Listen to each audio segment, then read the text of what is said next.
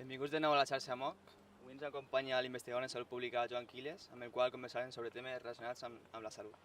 Joan Quiles és doctor en Medicina i expert en nutrició comunitària. Va defensar la seva tesi doctoral l'any 1998, la qual tractava sobre la prevalència d'obesitat i factors associats a la població adulta valenciana. Ha publicat nombrosos articles en revistes científiques de reconegut prestigi, tant d'àmbit nacional com d'àmbit internacional. Ha participat en multitud de congressos científics i també ha publicat diversos llibres, entre ells el llibre Cuina amb cor, al 2008, o el llibre La osteoporosis, consejos para no romperse, a l'any 2011. Ha col·laborat també en el Libro Blanco de la Nutrició en Espanya, publicat recentment per la Fundació Espanyola de Nutrició, juntament amb l'ESAN. Actualment treballa com a cap de la Unitat d'Educació per a la Salut de la Conselleria de Sanitat i, a més, és coordinador de l'àrea de nutrició comunitària al Centre Superior d'Investigació en Salut Pública. Manté un blog en internet anomenat A la teua salut, en el qual podem trobar articles que parlen majoritàriament de temes d'alimentació i nutrició i que en general tracten de potenciar la salut dels individus. En definitiva, es tracta d'un expert en salut comunitària que confessa tenir per objectiu contagiar salut. Agraïm la seva presència i aprofitem per a formular-li la pregunta següent. Joan, tenint en compte l'increment de l'obesitat infantil en un país com el nostre, en el qual tenim accés a multitud d'aliments saludables, en què creus que ens estem equivocant i a quins factors és degut a aquest increment? I si penses que podem aturar-lo. Bé, en primer lloc parlar de lo que significa la obesidad infantil al nostre país y desde este punto de vista recordar que en estos moments pràcticament un 45% dels nostres xiquets, dels xiquets entre 6 i 10 anys, estan en xifres d'excés de pes, lo qual significa que és un problema important i que va desgraciadament en augment, en increment. Després d'això, dir, és que s'estem equivocant en alguna cosa? De primeres n'hi ha una qüestió que és fonamental. Els homes, els seres humans, són el conjunt de matèria i energia i per tant hem de gestionar la matèria i l'energia que ve del nostre exterior i des d'aquest punt de vista l'alimentació se fa a partir d'energia de l'exterior. N'hi ha un desfase i és que l'home està creat i té uns mecanismes estupendos per estalviar el que seria energia, quilocalories i en definitiva per a defensar-se de les èpoques i les crisis d'hambrunes que hem anat patint al llarg de tota la humanitat. Però en aquests moments estem en una societat d'abundància i aleshores el que cal és poder gastar energia i poder incorporar l'energia només justa per a mantenir un equilibri. Què vol dir això? Que si fins ara han fet molt de tindre cura de lo que és l'alimentació dels nostres xiquets, en aquests moments cal pensar que és necessari també començar a fer dissipació d'energia. Això vol dir a practicar activitat física.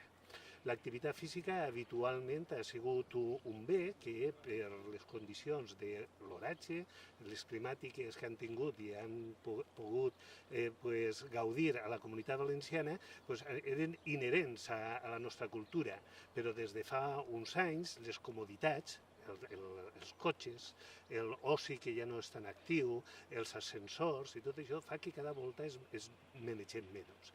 I cal una altra volta arreplegar totes les alternatives per a començar a manejar-se i dissipar energia.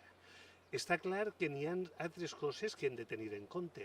Per exemple, quan un xiquet ha nascut, una de les primeres coses és recordar que pareix ser que n'hi ha evidència que es diu que aquells xiquets que estan alimentats en lactància materna, a pit, tenen menys probabilitats de ser obesos que els que estan alimentats en alimentació, diríem, artificial o, en aquest cas, substitutiva de la llet de la mare. I això és important perquè això ho podem corregir sempre fent campanyes de promoció de lactància materna. N'hi ha una altra qüestió que és important. Molts xiquets ixen de casa sense desdejunar i n'hi ha també molts estudis que es diuen que quan un desdejuni no és complet, no es composa de lactis, de cereals i de fruita, molts dels xiquets que no fan aquesta tripleta en el desdejuni acaben augmentant més pes i agafant més pes que els xiquets que ho fan. És una cosa ben senzilla que hem de tenir tots en compte. Però a banda d'això n'hi ha dues qüestions o perills que són fonamentals també a la nostra cultura i és l'augment de les substàncies riques en sucres com pot ser algo tan senzill com els refrescos. els refrescos, aquelles begudes ensucrades, fan que augmente molt la densitat calòrica dels jovens, dels xiquets, i això en aquests moments pareix que podrien ser capaços d'afirmar que aquells xiquets que a la setmana beuen més de 3 begudes ensucrades tenen major grau, major possibilitat de ser obeses que aquells xiquets que beuen 1 o 2 begudes ensucrades.